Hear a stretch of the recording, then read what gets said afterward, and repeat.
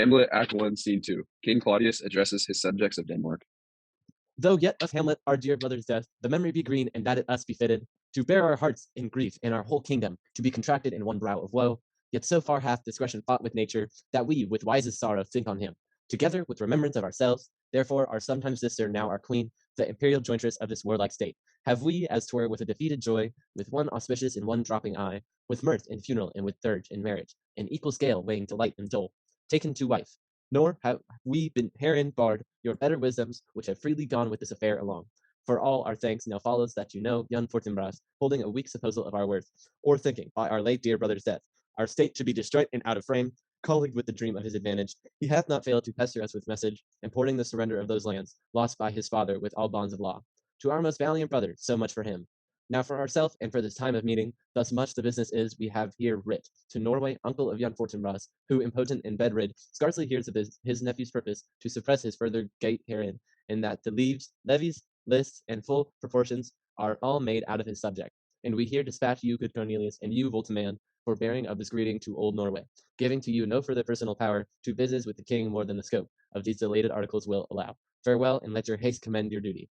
In that and all things we will show our duty. We doubt it nothing, heartily farewell. And now, Laertes, what's the news with you? You told us of some suit. What is it, Laertes? You cannot speak of reason to the Dane, and you lose your voice. What wouldst thou beg, Laertes? Thou shalt not be my offer, not thy asking. The head is not more native to the heart, the hand more instrumental to the mouth, than is the throne of Denmark to thy father. What wouldst thou have, Laertes? My dread lord, your leave and favor return to France, from whence, though willingly, I came to Denmark, to show my duty to in your coronation. Yet now I must confess that duty done, my thoughts and wishes bend again toward France, and bow them to your gracious leave and pardon. Have you your father's leave? What says Polonius? Hath my lord wrung from me my slow leave, my letters and petition, and at last, upon his will, I sealed my heart consent. I do beseech you, him leave to go. Take thy fair hour, Laertes, time be thine, and thy best graces spend it at thy will. But now, my cousin Hamlet, and my son, A little more than kin and less than kind. how is it that the clouds still hang on you? Not so, my lord, I am too much in the sun. Good Hamlet, cast thy knighted color off, and let thine eye look like a friend on Denmark. Do not forever with thy veiled lids seek for thy noble father in the dust. If thou know'st 'tis common, all that lives must die, passing through nature to eternity. Hey, mother, it is common. If it be, why seems it so particular with thee? Seems, madam? Nay, it is. I know not seems. 'Tis not alone my inky coke, good mother, nor customary suit of sullen black, nor windy suspiration of forced breath, no, nor the fruitful river in my eye, nor the dejected behavior of the visage, together with all forms, moods, shapes of grief, that can denote me truly, these indeed seem. For they are actions that a man might play, that I have within which passes show. But these but the trappings and the suits of woe. 'Tis sweet and commendable in your nature, Hamlet, to give these morning duties to your father. But you must know your father lost a father. That father lost his, and the survivor bound in filial obligation for some term to do obsequious sorrow. But to persevere in obstinate condolement is a course of impious stubbornness. 'Tis unmanly grief. It shows a will most incorrect to heaven, a heart unfortified, a mind impatient, an understanding simple and unschooled. For what we know must be, and is as common as any the most vulgar thing to sense. Why should we, in our peevish opposition, take it to heart? Fie! 'Tis a fault to heaven, a fault against the dead, a fault to nature, to reason most absurd, whose common theme is death of farmers, and who still hath cried, from the first corpse till he that died today, this must be so. We pray you throw to earth this unprevailing woe, and think of us, as a father, for let the world take note, you are the most immediate to our throne, and with no less nobility of love than that which dearest father bears his son, do I impart towards you. For your intent in going back to school in Wittenberg, it is most retrograde to our desire, and we beseech you, bend you to remain here in the cheer and comfort of our eye, our chiefest courtier, cousin, and our son. Let not thy mother lose her prayers, Hamlet. I pray thee, stay with us, go not to Wittenberg. I Why, shall in all my best obey you, madam. why 'tis a loving and fair reply, be as ourself in Denmark, madam, come. This gentle and unforced accord of Hamlet sits smiling to my heart, in grace whereof no jocund health that Denmark drinks today, but the great cannon to the clouds shall tell, and the king's ruse the heavens all brew it again, re-speaking earthly thunder, come away. Oh, that this too solid flesh would melt, thaw, and resolve itself into a dew, or that the everlasting had not fixed his canon against self-slaughter.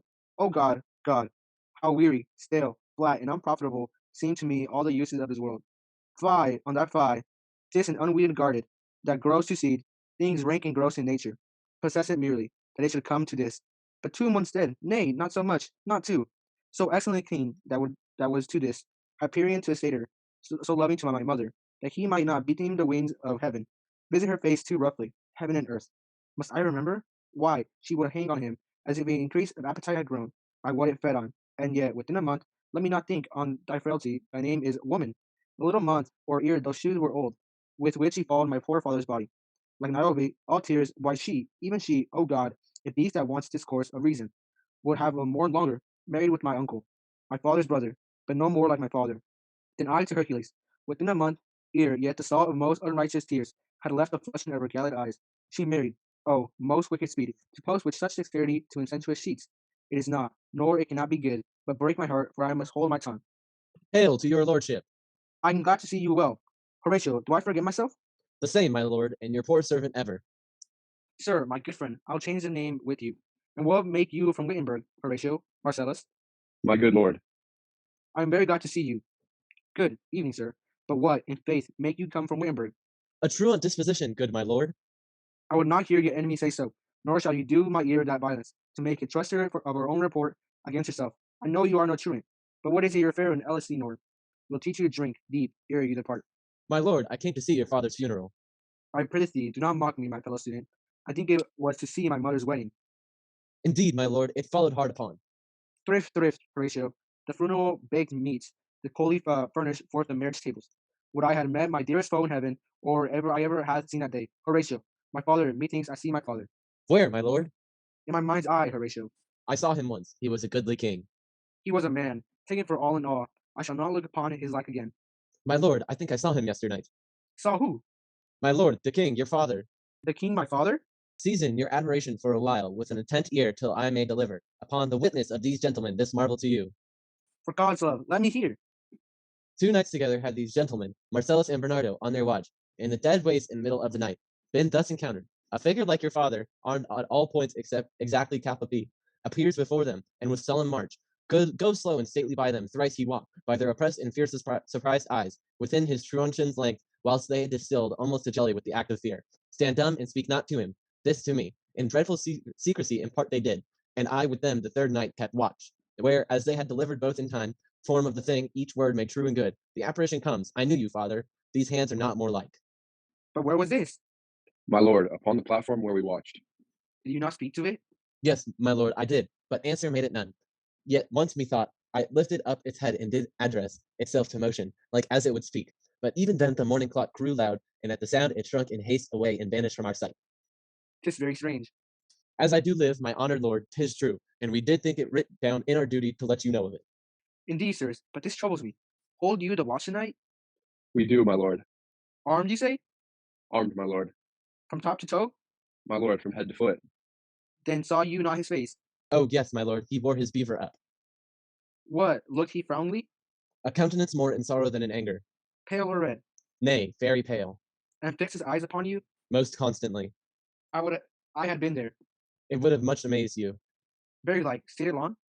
While one with moderate haste might tell 100. Longer, longer. Not when I saw it. His beard was grizzled, no? It was as I had seen it in his life, a sable silvered. I will watch tonight. Perchance, to a walk again. I warrant you will. If it assume my noble father's person, I'll speak to it. To hell itself should gate, and bid me hold my peace. I pray you all, if you have hitherto concealed this sight, let it be tenable in your silence still. And whatsoever else shall hap tonight, give it an understanding but no tongue. It will requite your loves. So fare you well. Upon the platform, twist 11 and 12. I'll busy you. Our duty to your honor. Your loves as mine to you. Farewell. My father's spirit, in arms. All is not well. I doubt some foul play, where the night were come. Till then, sit still my soul. Foul, deeds will rise. Through all the earth, overwhelmed them to men's eyes. To Act 1, Scene 2, conclusion. Stunned by these words, Hamlet agrees to keep watch with Horatio, Marcellus, and Bernardo that night, in the hope that he will be able to speak to the apparition.